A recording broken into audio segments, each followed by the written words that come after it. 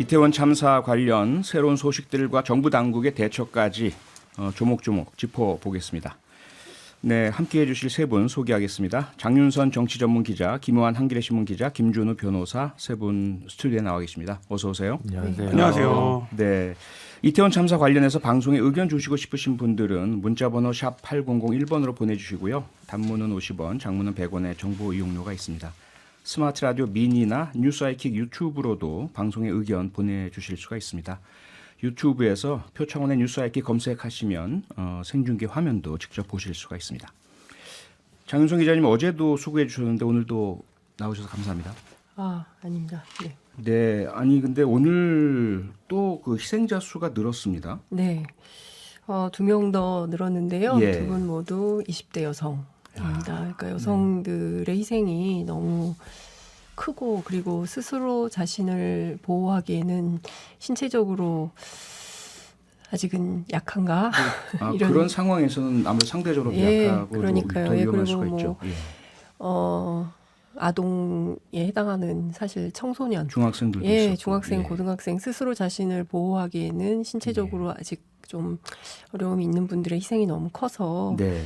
정말 이 사건, 이 참사에 대해서는 하나하나 잘 따져서 네. 다시는 이런 참사가 생기지 않도록 좀 잘 봐야 될 것 같습니다. 그러니까요. 김환 기자님, 뭐 탐사 보도 계속 해오셨는데 이번 사건 어떻게 좀 보셨어요? 뭐 여러 가지 사건들 취재를 해봤지만 예. 어느 유가족분이 그렇게 쓰셨던데 어떻게 길을 걷다가 사람이 죽을 수가 있냐 이렇게 많이 네. 라는 말이 너무 아팠고 뭐 여러 가지 문제들이 이제 와서 결과론적으로 아쉽고 안타깝고 하는 문제들이 있는데 우리가 이제 세월호 참사 이후에 공공안전에 대한 기준을 굉장히 높이고 그 부분에 대한 제도적 합의도 굉장히 높아졌다고 생각을 하는데 그럼에도 불구하고 왜 이렇게 사고가 날 때는 아무것도 작동하지 않는가 뭐 이런 부분들이 굉장히 너무 좀 충격적이고 안타까운 상황입니다. 네. 김준우 변호사도 좀 남다른 좀 이렇게 느낌이 있으실 텐데요. 아니, 저는 어떠세요? 사실은 이제 적절한 애도의 방식, 애도의 언어, 애도의 형태를 우리 사회가 빨리 좀 잘 찾아야 된다고 생각하는데 다만 그 애도가 침묵일 수는 없다고 생각이 듭니다. 물론 이제 준비되지 않은 애도라면 침묵이 더 나을 수도 있겠습니다만 네. 좀 그 언어들과 방식을 빨리 찾았으면 좋겠고요. 개인적으로 저도 뭐 딱 찾은 건 아닙니다. 사실 토요일만 해도 사태 파악을 제대로 못 하고 있었어요. 예. 그러고 있다가 일요일 저녁이 돼서야 조금 제대로 이제 가족 행사가 있고 뭐 이래서 일요일 저녁부터 조금 어제 뉴스들을 보면서 이제 많은 분들이 그러셨겠지만 일도 잘 집중이 안 되고 사실 방송도 나오기 싫더라고요. 네. 그러게요. 네. 네. 이거 오늘 특히나 이게 좀 저한테는 대단히 충격적인 사실이 이렇게 경찰청장의 입을 통해서 확인이 돼서요. 저도 지금 오늘 방송 진행하기가 상당히 좀 힘든 상태라는 거 미리 좀 청취자 여러분께 좀 양해 말씀 좀 구하겠습니다. 김환 기자께 이거 좀 여쭤봐야 될 것 같아요. 오늘 공개된 참사 당일 112 신고 관련 내용이요. 6시부터 이 압사란 표현을 신고자가 사용하고 계셔요. 네, 맞습니다. 오늘 국회에 당시 이제 이태원 사고 이전에 112 신고된 내용들이 공개가 됐는데요. 네. 아마 이게 전부는 다 아닐 거라고 이제 추정은 됩니다. 예. 근데 이제 11건이 일단 공개가 됐는데 오늘 공개된 내용에 따르면 첫 번째 신고가 당일 6시 34분에 있었습니다. 네. 이때 이미 신고자가 정확하게 압사라는 표현을 사용합니다. 압사당할 것 같다. 진입로에서 인원 통제를 해줬으면 좋겠다. 이런 조치를 빨리 해주셔야 된다 이렇게 얘기를 하거든요. 네. 이후에 거의 뭐 한 30분 단위 뭐 이렇게 계속 신고가 들어오는데 각기 다른 장소들입니다. 이태원 고 골목 참사가 난 골목을 중심으로 해서 다른 장소들인데 제가 보니까 이 11건의 신고 중에 신고자가 압사라는 표현을 쓴 신고만 5건입니다. 그리고 인원 통제 등 조치에 대한 얘기를 하는 거는 거의 모든 통화의 내용이 있거든요. 네. 그럼 최소한 뭐 경찰 이상민 이제 행안부장 오늘 뭐 사과를 하긴 했습니다만 경찰 인력이라든지 이런 문제 때문에 발생한 사고는 아니다라는 취지로 첫날 얘기를 해서 굉장한 사회적 비난을 샀는데 이 6시 34분 신고 이후에는 왜 대처를 어떻게 된 것인가. 그리고 마지막에 그 10시 신고에 출동하겠다라는 얘기를 하거든요. 그럼 최소한 그때만 조치를 했어도 사고 발생 전이기 때문에 되는 건데 그 부분에 대한 이제 조치가 어떻게 이루어진 것인지 후속 조치들이 이런 부분들이 지금 확인돼야 될 필요가 있습니다. 네. 우선 지금 보도 많이 됐습니다. 여러 언론을 통해서 그 11건이 시간대별로 네. 내용들이 이제 공개가 됐는데 저는 그거 보고 그냥 이렇게 가슴이 먹먹해지면서 예. 또 말씀 드릴 수 없을 것 대단히 저 경찰관이었던 사람으로서 죄송하다는 생각부터 드는데 장윤성 기자께서는 어떠세요? 이거 시간대별 신고 내용이랑 조치랑 결과를 이렇게 보시고 어떤 생각 드셨습니까? 이게 분명한 인재죠. 예. 네, 그리고 이것은 정말 이 무책임의 극치를 어떻게 이게 좀 절제된 언어로 표현을 할 수 있을지 정말 고심이 되는 순간이었습니다. 제가 이 보도를 접하고 관련된 내용을 접하고 과연 대한민국의 공권력이라는 게 작동을 하고 있었나. 그런데 이 상황을 행정안전부 장관이 이상민 장관은 보고받았을 거 아닙니까? 그러게요. 예, 그럼에도 불구하고 당일 관련된 내용을 말하는 태도에서 뭐 이거를 뭐 경찰이나 소방이 동원된다고 해서 막을 수 있는 사고가 아니었다라는 식의 발언을 한 것을 우리 국민들이 어떻게 이해를 해야 하나. 그리고 사고가 난 지 사흘이 지나서야 이제서야 네. 사과를 하는 이 태도. 그 기본적으로 이 공공기관, 공무원, 경찰이 국민과 시민을 대하는 태도가 어떠한가. 그러니까 시민의 안전을, 그러니까 국민이 내는 세금으로 먹고 사는 분들이잖아요. 정말 네. 저희가 조금 좀 이렇게 치사하게 표현을 하면 그러면 이게 공공의 안녕을 위해서 본인들이 최소한의 직업 윤리를 가지고 본인이 해야 될 책무를 맡은 바 책임을 져야 되는 겁니다. 그런데 그 현장에서 본인이 맡은 바 책임을 지지 않고 지금 계속 서로 내탁 공방을 하고 있거든요. 네. 그러니까 경찰은 구청은 경찰, 뭐 서로 이렇게 책임을 미루면서 이것은 결국 주최 측이 없었기 때문에 아무도 책임질 일이 없는 것처럼 법률적으로도 이것은 다 권고 사항이기 때문에 재난안전법에도 뭐 규정되지 않는다는 식으로 피해가려고 하는데 결과적으로 보면 이것은 컨트롤 타워인 행안부 장관 네. 그리고 지금 뭐 명명백백하게 밝혀지고 있는 이 윤희근 경찰청장, 서울청장, 용산서장, 용산구청장 모두가 책임져야 될 일이라고 생각을 합니다. 그리고 제가 꼭 드리고 싶은 말씀이 있는데요. 윤석열 대통령은 왜 사과를 안 합니까? 그러니까 좀 참 이상한 대통령이에요. 그러니까 아무리 생각을 해도 수해가 났을 때 비가 오고 우리 동네 이미 침수가 되고 있더라고요. 라는 걸 보면서 퇴근을 하는 대통령을 보면서 과연 공인의식이 있는 것인가에 대한 국민적 비판이 있었습니다. 그리고 나서 수많은 여러 욕설 사건이 터졌을 때도 국민들은 그냥 참았죠. 아니라고 하니까 그냥 넘어갔는데 지금 길거리에서요. 이런 참사가 없습니다. 국민이 150명이 넘는 국민들이 희생됐는데 어떻게 대통령이 사과 한마디가 없죠. 전 도무지 이해할 수가 없습니다.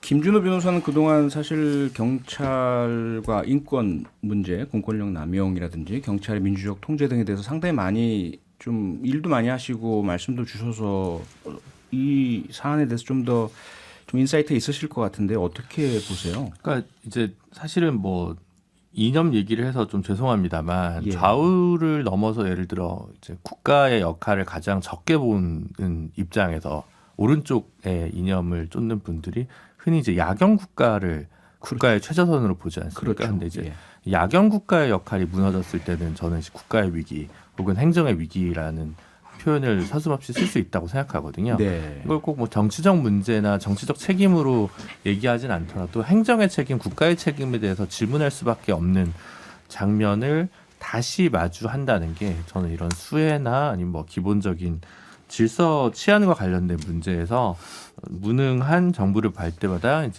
이젠 저도 뭐 어른이 된 건데 네.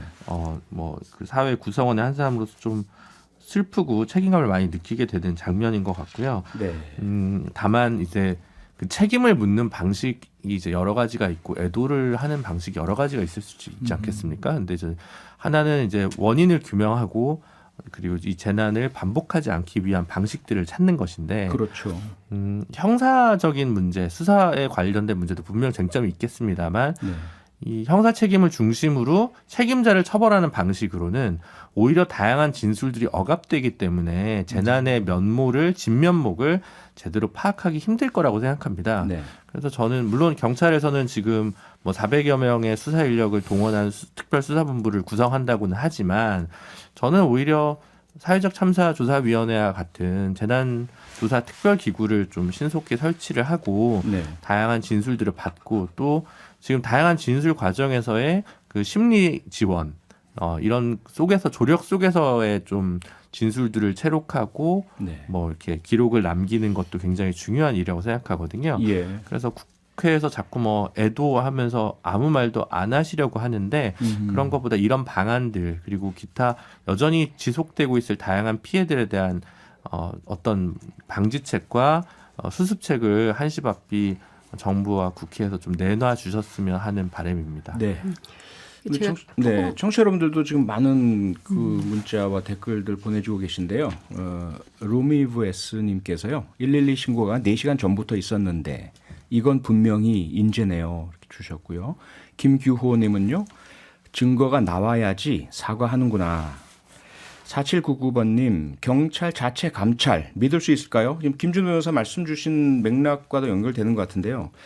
우선 물론 그 앞서 장윤선 기자님께서 날카롭게 지적을 해주셨지만 국민의 세금으로 국민을 보호하는 일을 해야 할 분들이 제대로 일을 하지 않았느냐라는 그런 질문도 있으시지만 어쩌면 조금 더 큰 단위에서 네. 예, 왜 대비책은 없었으며 그런 112 신고에 대한 대응할 수 있는 역량은 못 갖췄느냐라는 질문도 가능할 것 같고 그러다 보면 경찰본을 넘어서는 사회적 참사 조사 형태까지도 필요하지 않나 싶은데 김환 기자 어떠세요? 이 경찰 내부 많이 들여다보셨잖아요. 근데 특히나 좀 가슴 아픈 게 뭐냐면 또 화도 나는 게 경찰의 오늘 브리핑에서조차 네. 오후 6시대에 신고가 접수된 건 맞지만 일반적으로 용인할 수 있는 불편 신고에 불과했다라는 입장을 경찰 고위 관계자가 밝혔지 않습니까? 네. 근데 지금 공개된 신고 요약본만 보더라도 11건에 예. 대한 내용만 보더라도 이건 거짓말입니다. 왜냐하면 그렇죠. 8시 53분부터 9시 10분 사이에 집중적으로 5건의 신고가 있습니다. 네. 이거는 같은 장소입니다. 예. 여기서 뭐라고 얘기하냐면 이미 8시 53분에 압사당하고 있다. 아수라장이다라고 얘기를 하고 네. 9시 7분에 한 전화에서는 압사될 분위기라서 통제가 필요하다. 그리고 9시에 했던 전화에서는 대형 사고 일보 직전이라는 표현까지 등장을 하거든요. 그러니까요. 그러면 지금 경찰이 이 사고가 참사가 나고 나서 뜻밖에도 이게 뭐 주최 측이 있었냐 없었냐 이런 부분들이 쟁점으로 만들고 있는데 네. 사실 이 신고 이후에 이 책임, 그러니까 주체를 결국 따지는 건 책임 소재 때문에 그런 건데 네. 이 신고들 이후에 책임 소재는 경찰에 있었다고 봐야 되는 거고요. 왜냐하면 그렇죠. 경찰관 직무집행법상에 따르면 이 부분에 대해서 경찰이 개입을 할 수 있는 직무상의 권한을 갖고 있습니다. 네. 그러니까 극도의 혼잡이라든지 아니면 그 밖에 위험한 사태가 있을 땐 경찰이 직무로 써야 된다라는 걸 규정하고 있거든요. 그러니까 이제 그 부분에 대해서 경찰이 책임을 피하기 어렵고 이거를 일반적으로 용인할 수 있는 불편 신고였다라고 바라보는 거에서 저는 이 거대한 참사가 초래된 그 인식 일단이 보여지는데요. 뭐냐면요, 이게 군중이 안전해야 된다라는 관점에서 접근한 게 아니라 할로윈이라고 하는 행사가 일부 이제 특정 뭐 세대가 모여서 즐기는 그런 것에 불과하다라고 보는 어떤 인식 속에 있었기 때문에 이렇게 신고가 들어왔을 때도 사실 움직이지 않은 거고 당일 이상민 장관이 첫날 무슨 얘기를 했냐면 참사 나고서 첫 번째 이제 기자 대국민 담화를 발표할 때 예. 집회랑 소요가 있었다는 얘기를 했거든요. 네. 근데 이게 저는 지금 말하자면 행안부 장관이 경찰권을 동원할 수 있는 권한이 있지는 않습니다만 네. 집행부의 기조를 보여주는 거라고 생각을 해요. 지금 우리가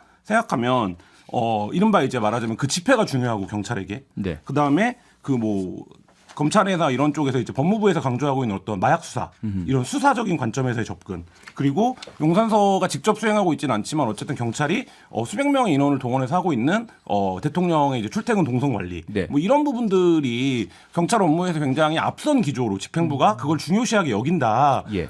것이 현장에서 어떤 이제 말하자면 거기서부터 층층이 내려온 어떤 판단 그러니까 상황들이 이런 이제 참사로 이어지는 이 상황 네. 이 자체를 아까 말씀하셨지만 굉장히 면밀하고 굉장히 정말 이렇게까지 짚어야 되나 싶을 정도로 따져야 된다 이런 생각이 듭니다. 네.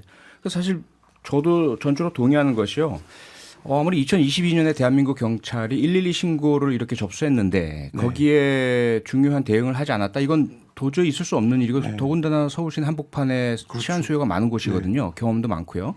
거기엔 뭔가 이유가 있을 것이다. 그 이유의 일단이 장윤성 기자님. 네. 사실 경찰에서 이미 사전에 이 할로윈 축제에 많은 인파가 운집하고 그로 인해서 안전관리가 필요하다라는 그런 정보 보고를 이미 용산서에서는 서울청이 올렸다는 거 아닙니까? 그렇죠. 말씀해 주신 대로 용산경찰서의 정보과 형사가 네. 할로윈 안전사고 우려된다. 그래서 경찰 내부 전산망이 있지 않습니까? 이제 예. 거기에 정식으로 등록을 한 게 확인이 좀 됐어요. 네. 그런데 서울청에서 이제 일선서 경비과장들 다 모아서 이제 회의를 한 다음에 예.